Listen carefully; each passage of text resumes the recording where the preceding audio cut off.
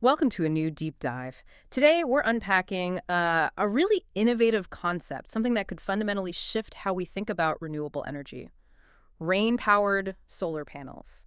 Our sources, including a white paper from Black Knight Power, they paint this picture of a future where even the wettest weather actually helps power our grid. Absolutely. And our mission for you today is to explore the ingenious mechanics behind these panels. We'll look at recent breakthroughs that have made them seem much more viable and their remarkable potential, especially, as you said, for regions that often grapple with, let's say, less than perfectly sunny climates. Okay, so let's start right there. The core mechanism. How exactly are these things generating electricity when there's no direct sun? I mean, that's the whole point of solar, right? Right. It seems counterintuitive, but what's truly fascinating here is this transparent layer. It's made of something called triboelectric nanogenerators, or TINEGs for short. Sendings, okay. Yeah, TNGs. And they place this layer directly over traditional solar panels. So think of it like this. When raindrops fall onto this surface, they create friction.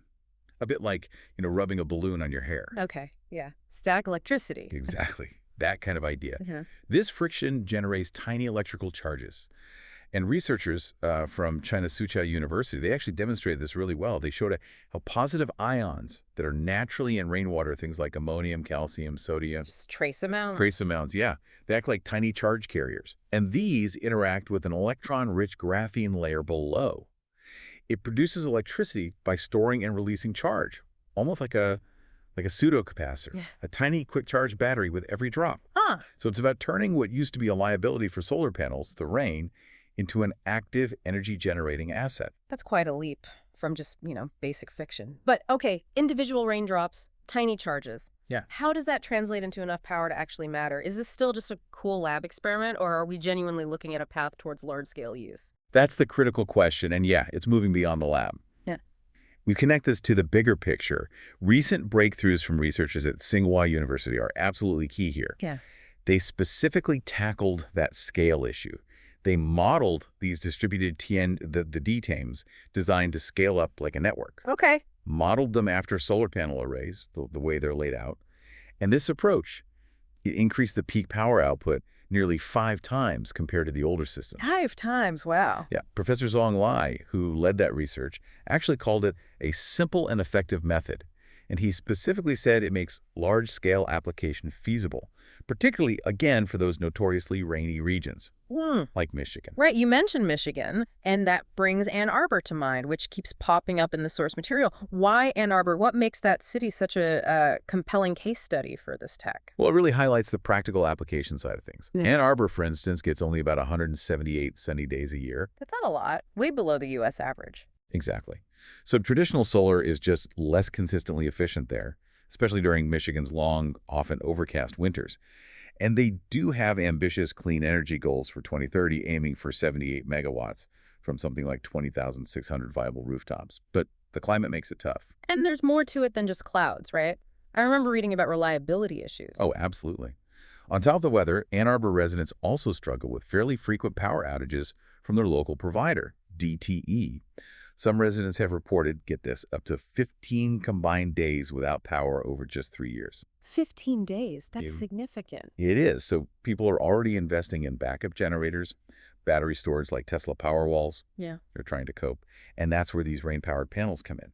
They directly address both the climate challenge and the grid reliability problem. Mm. They offer a solution precisely where traditional solar often falls short. Okay, so wrapping this all together, what does this mean for someone listening, maybe someone in a place like Ann Arbor considering solar? What are the real tangible benefits beyond just maybe having power more often? Yeah, it goes beyond just backup. The real potential breakthrough here is how these systems could change the economics and the very definition of an ideal climate for solar investment. Traditional solar in Michigan, the estimates suggest maybe a 10-year return on investment, saving around $28,000, $29,000 over 20 years. Which is decent, but maybe slower than the sunnier states. Right, but rain-powered systems could potentially speed that up quite a bit. By generating more electricity during Ann Arbor's frequent rainy periods, they add generation where there was none before. This provides critical energy security, especially during storms when the grid might be vulnerable. That reliability factor is huge. I remember that example of the resident who got a power wall after a 5-day outage. Exactly. That story really highlights the need, and this tech makes hybrid solutions panels plus batteries even more powerful. It directly tackles one of solar's biggest limitations in cloudy, rainy regions. It could have potentially cut those payback periods, maybe by years. We'll have to see how the costs land, of course. This has been a really illuminating exploration. It's fascinating tech that could genuinely redefine our energy options, making power from both sun and rain. Indeed.